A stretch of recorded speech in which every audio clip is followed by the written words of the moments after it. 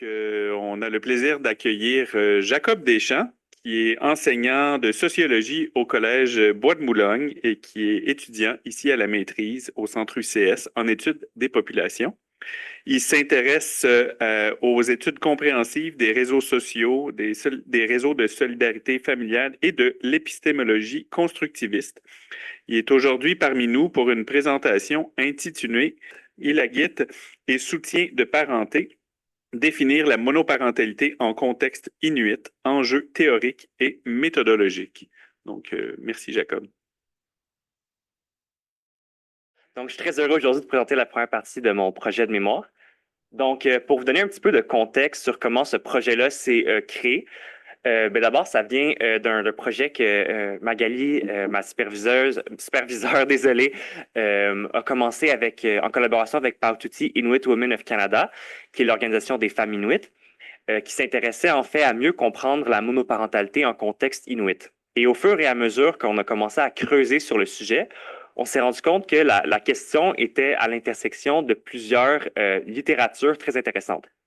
Notamment en premier, sur la famille inuit. La famille inuit, surtout dans l'Inuit-Unangat, qui est le territoire inuit au Canada, qui va de l'ouest canadien, des territoires du nord-ouest du Yukon jusqu'au Labrador, est un territoire qui est nordique, un territoire dont les communautés sont petites et éloignées, ce qui fait en sorte qu'au niveau de la famille inuit, il y a des différences matérielles énormes entre la famille dans le sud et la famille dans le nord, notamment au niveau de l'accès au logement. Et ça, c'est un élément qui ressort beaucoup dans la littérature sur la famille inuit, le fait qu'il y a beaucoup de ménages qui sont suroccupés, beaucoup de ménages où est-ce que il y a une forte cohabitation en fait avec la famille élargie, et ça complexifie les questions de famille. Parallèle à ça, il y a également une littérature qui s'est développée, notamment en anthropologie, sur la question de la famille élargie et de la conception différente de la famille qui existe en contexte inuit. Et c'est ce que le mot ilagit définit, soit l'idée de cette conception des liens de parenté qui n'inclut pas uniquement la famille nucléaire, le couple et les enfants, mais également les grands-parents, les oncles, les tantes, les cousins, les frères et sœurs qui jouent chacun un rôle différent, établi même en fonction du genre, du moins ce qui est écrit par les anthropologues il y a quelques années, auprès des enfants. Et donc, à l'intersection de ces deux littératures-là, il y a une question qui s'émerge, c'est-à-dire comment est-ce que la famille inuit est différente de la famille euro-canadienne, mais plus précisément, comment est-ce que la monoparentalité, dans ce contexte-là, où la famille élargie joue un rôle différent, où la cohabitation est plus fréquente, peut être définie. C'est-à-dire que la monoparentalité dans le Sud est souvent définie par cet aspect déficitaire. C'est-à-dire que c'est une personne qui doit élever un enfant en l'absence d'un partenaire. Alors là, comment est-ce qu'on peut comprendre la monoparentalité quand il ne s'agit plus d'un parent seul, d'une figure solitaire, d'une figure aliénée, mais d'une personne qui existe dans un réseau de parenté défini? Oui. Ah, oui. Désolé. Donc, au niveau de la problématique, la première question qu'on s'est posée, d'abord pour la première partie de mon mémoire, c'était plus à partir d'une perspective démographique, quantitative, et c'était de comprendre en fait quelle était l'importance de la cohabitation, sa fréquence avec la famille élargie dans les Nunangat. Et cette première question nous permet ensuite de nous diriger vers la question plus théorique au niveau de comment est-ce qu'on peut définir la monoparentalité et comment est-ce qu'on peut même pas juste la définir, mais la conceptualiser à l'extérieur du cadre familial euronormatif. Donc, les données qu'on a utilisées proviennent du recensement canadien de 2021. Notre échantillon était composé uniquement des personnes âgées de 18 ans et plus. On a gardé uniquement les familles qui avaient au moins une personne inuit à l'intérieur pour ne pas briser des familles en prenant, par exemple, des familles qui étaient mixtes. Et on a également choisi uniquement l'Inuit-Unangat. Donc, juste pour bien spécifier, quand je parle ici de la famille Inuit, je parle de la famille Inuit dans l'Inuit-Unangat. Et évidemment, les questions dans les familles Inuit dans le Sud sont très différentes. Pour l'analyse des statuts familiaux, on a décidé de dériver nos concepts à partir de la famille de recensement et la famille économique. Donc, c'est important que je prenne un petit peu de temps pour faire un cours de Statistique Canada avec vous. Quand on parle de famille de recensement, on va parler d'une personne ou d'un couple avec ses enfants qui partagent une même adresse. Donc, une personne seule ne forme pas une famille de recensement, mais au moment où elle a un enfant ou elle est en couple, elle en forme une. Quand on parle de famille économique, on va parler de l'ensemble des personnes qui partagent un lien de parenté à une même adresse. C'est bon? Donc là, on peut commencer à apercevoir déjà notre problématique apparaître, c'est-à-dire que le concept de famille de recensement est intimement lié au concept de famille nucléaire. Et la famille nucléaire, ce n'est pas nécessairement un concept qui est applicable dans la réalité dans le Nord, dans l'île du Nangat. Mais en même temps, le concept de famille économique peut être utile pour explorer cette réalité-là de la cohabitation avec la famille élargie. Donc, notre idée, c'est de dériver une nouvelle méthodologie à partir des concepts de Statian pour mieux représenter les réalités familiales inuites dans le Nord. Donc, si on regarde les statuts familiaux selon Statistique Canada, on observe 5 catégories. Donc, il y a les personnes en couple sans enfants, les personnes en couple avec enfants, les parents seuls, les enfants adultes et les personnes sans famille de recensement. Donc, encore une fois, si on regarde ces 5 concepts-là, c'est encore des concepts qui sont plus ou moins ancrés dans l'idée de la famille conjugale et dans l'idée de la famille nucléaire. Donc, rapidement, ce n'est pas super important, mais environ 42% des personnes étaient des personnes en couple avec enfants et les parents seuls étaient environ 15% de la population inuit dans l'île de Nangat. Maintenant, il y a quelque chose de vraiment intéressant qui apparaît quand on commence à regarder ces mêmes statuts-là tels que définis par Statistique Canada, mais en regardant l'âge du plus jeune enfant. Ce qu'on se rend compte, c'est qu'environ 25%, donc un quart des parents monoparentaux, vont être identifiés comme monoparentaux parce qu'ils habitent avec leur enfant, mais leur enfant adulte. Donc là, attention, parce que quand on utilise les données de façon non critique, on va souvent penser à la question de la monoparentalité dans une perspective déficitaire, avec c'est quoi les politiques publiques qu'on a besoin pour aider ces parents-là à faire leur travail parental. Mais là, on se rend compte qu'un quart de ces parents-là, en fait, ben, c'est peut-être plus une question de cohabitation, une question qui est intimement liée à la difficulté d'accès au logement. Euh, D'ailleurs, pour les parents biparentaux, c'était un petit peu moins, mais c'était quand même 15% des parents biparentaux qui étaient identifiés comme des parents biparentaux à cause de leur enfant adulte. Donc, ça nous fait poser des questions sur c'est quoi finalement cette question de la cohabitation plus qu'une question vraiment de structure familiale. Alors, on a décidé de construire une nouvelle variable simplifiée. Donc, un des enjeux méthodologiques importants à comprendre quand on s'intéresse à la cohabitation, et c'est un petit peu dommage, c'est que depuis quelques années, Statistique Canada a arrêté d'inclure dans le recensement accessible aux chercheurs les variables qui permettent d'identifier la position de chaque personne dans un ménage à la personne de référence. Okay? Donc, c'est beaucoup plus difficile, par exemple, de savoir aujourd'hui, cette personne-là va habiter avec son oncle, ses tantes, son grand-parent. Et ça fait une des conséquences de ces changements-là, c'est que quand on parle d'enfants dans le recensement avec les données qu'on a accès, on va uniquement parler d'un enfant quand c'est une personne qui est l'enfant, mais qui est seule et qui est sans enfant. Donc, au moment où est-ce qu'un enfant devient en couple, au moment où est-ce qu'un enfant a son enfant en charge, Statistique Canada ne va plus l'identifier comme un enfant.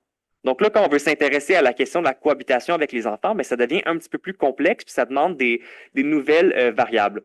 Donc, on a proposé finalement une nouvelle variable sur le statut familial qui va être plus ancrée dans les questions de responsabilité parentale et qui va plus avoir une approche relationnelle, ce qui nous permet de nous éloigner au final des variables précédentes sur les structures familiales qui étaient ancrées dans cette question-là de la famille nucléaire et donc de concepts euro-canadiens.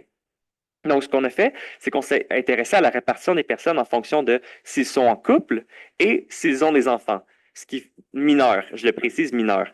Donc, ça crée 4 catégories. Donc, être en couple sans enfants, être en couple, avoir des enfants, ne pas être en couple et ne pas avoir d'enfants, et ne pas être en couple et avoir des enfants.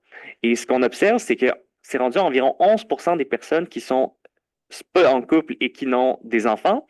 Et c'est 37%, si je le lis bien, c'est très petit pour moi, des personnes sans partenaire qui sont sans enfants également, donc environ un tiers.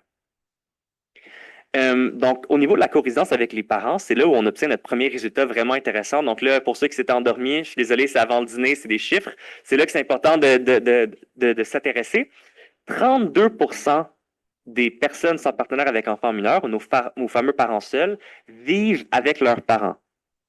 Donc, un tiers des parents monoparentaux ont au moins la présence chez eux de leurs propres parents. Donc, à quel point est-ce qu'on est en présence, quand on parle de la monoparentalité, d'une situation d'un parent seul? C'est ça la question que je pose ici. Et ben, pour les personnes qui étaient sans partenaire et sans enfants mineurs, on est rendu à 50% qui vivent avec leurs parents. Donc, vous vous souvenez plutôt quand on regardait la figure des enfants, c'était environ 18% qui étaient identifiés comme un enfant par Statistique Canada. Bien, quand on regarde au sein de ménages les personnes qui vont habiter avec leurs parents, qui n'ont pas de partenaire et pas d'enfants mineurs, c'est 50%. C'est énorme.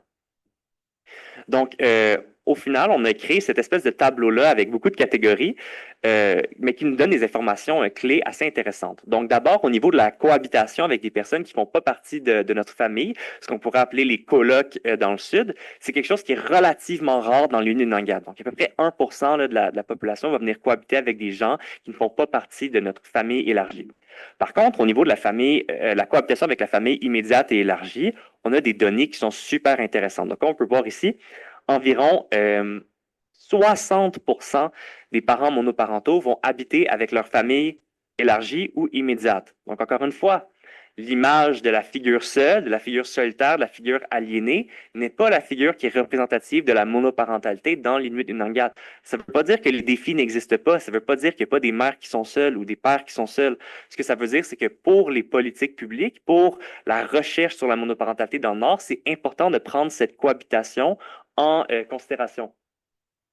Au niveau des parents biparentaux, ben, c'était quand même environ 44% des personnes qui vivaient avec leur famille immédiate et élargie. Donc, encore une fois, même au niveau des familles biparentales, il y a probablement plus qu'un parent ou du moins plus qu'une personne qui peut avoir un rôle de parent au sein du ménage. Donc, encore une fois, ça remet en question les préjugés ou du moins les préconceptions qu'on peut avoir au niveau de la famille. Donc, l'analyse qu'on en fait, il y a quelques éléments clés. D'abord, bien, évidemment, c'est la fréquence importante de la cohabitation, mais c'est également l'importance de la grand-parentalité chez les familles monoparentales spécifiquement. Il y avait déjà un petit peu de littérature qui avait été réalisée sur l'importance de la grand-parentalité inuit, mais là, spécifiquement de leur rôle en contexte monoparentaux. Également, jusqu'à présent, on a beaucoup parlé des enfants adultes et de la cohabitation avec les enfants adultes dans une perspective très utilitaire, j'ai envie de dire, pour les parents, c'est-à-dire qu'ils jouent un rôle auprès de ces parents-là, un rôle de soutien.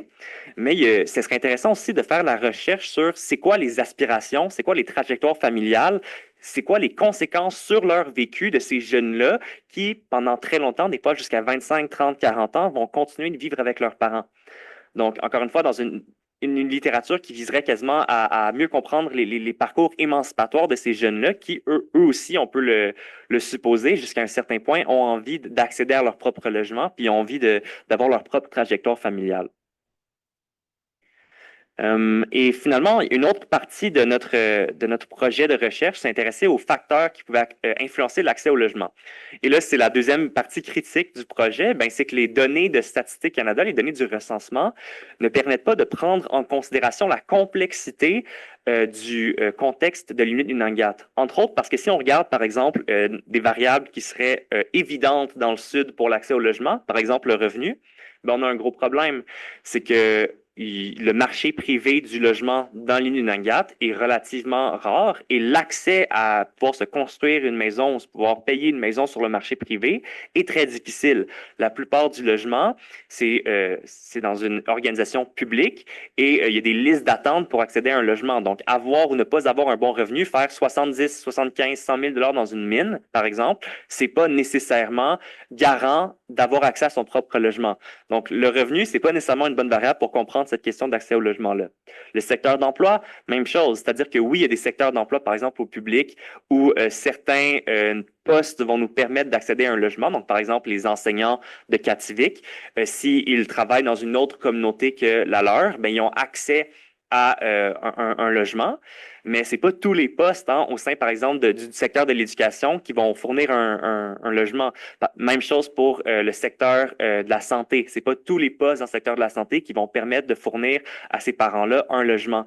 Donc, c'est aussi une autre variable qui est difficile à utiliser pour isoler ou du moins pour essayer de comprendre ce qui permet d'accéder à un logement. Par contre, dans nos modèles de régression, ce qui apparaissait comme très, très, très important, c'était la région Unangat. Donc, par exemple, le Nunavik. ou le Nunavut, les Nusavut, etc., les régions Inuit avaient un rôle important, ce qui souligne l'importance en fait des enjeux locaux, mais également des politiques régionales sur l'accès au logement. C'était au Nunavut où l'accès au logement était le plus difficile et donc où la cohabitation avec la famille élargie était la plus fréquente. Donc, il me reste combien de minutes? Parlez plus vite. C'est bon, désolé. Je suis excité, là. Donc, pour nos contributions, ben, en premier lieu, c'est la mise en lumière de la cohabitation fréquente avec notamment la famille immédiate. C'est-à-dire qu'il y avait déjà des données qui étaient accessibles avec StatsCan pour voir la cohabitation avec la famille économique. Mais au niveau des enfants, comme on l'a vu, c'était quelque chose qui était un petit peu plus invisibilisé. Donc, ça nous permet de mieux voir cette cohabitation fréquente avec les parents, mais également avec les enfants. Également, on démontre encore une fois, comme Walter l'a soulevé dans le contexte australien, les limites des données censitaires, les limites des données euro-canadiennes dans leur applicabilité en contexte autochtone. Également, les limites des données sur la résidence et sur la famille nucléaire. C'est-à-dire que je veux pas, même le projet de recherche que j'ai réalisé, qu'on a réalisé, est quand même ancré dans les données de recensement qui se fondent sur le ménage. Donc, on n'a aucune idée, par exemple, vu l'accès au logement, si certaines des familles monoparentales ne seraient pas en couple, mais ne résideraient pas avec leur conjoint à cause des difficultés d'accès au logement. Ça, c'est quelque chose qu'on n'a pas accès. Donc, même chose, par exemple, pour les enfants non cohabitants. Donc, c'est une des grandes limites des données qui sont axées sur la résidence.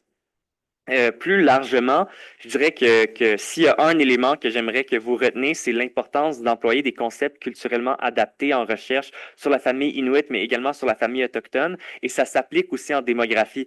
Des fois, les statistiques ont un effet objectivant de dire que c'est de la science, c'est des données, c'est objectif, mais de se rappeler que nos concepts, les bases sur lesquelles on construit nos théories, qu'on construit nos rapports, sont tout de même influencées par des réalités, des normes comme la famille nucléaire. Et comme solution un peu afin de s'éloigner de cette perspective structurelle-là sur la famille, ben, on propose en fait une approche relationnelle qui est fondée sur le rôle et les responsabilités parentales, mais également sur la conjugalité. Donc, en conclusion, je vous propose deux pistes de réflexion. D'abord, pour revenir au début, c'est comment définir la monoparentalité sans invisibiliser à la fois le vécu de ces parents-là, les difficultés réelles et en même temps le rôle de la famille immédiate, le rôle de la famille élargie dans l'éducation des enfants. Je pense que c'est une tension définitive qui existe dans ce milieu de recherche-là. Des fois, qu'on lit, j'ai fait une grosse littérature sur la monoparentalité, puis ce que j'ai remarqué, c'est que c'est soit all-in, soit all-out. Soit que c'est, ben non, il y a des soutiens, des réseaux de soutien, il y a des réseaux de soutien de collègues, d'amis, de famille, ou c'est que c'est une perspective super déficitaire, puis que la monoparentalité, c'est un cancer qui est apparu dans les années 70. On dirait que c'est rare qu'il y ait cette reconnaissance de cette tension-là qui existe.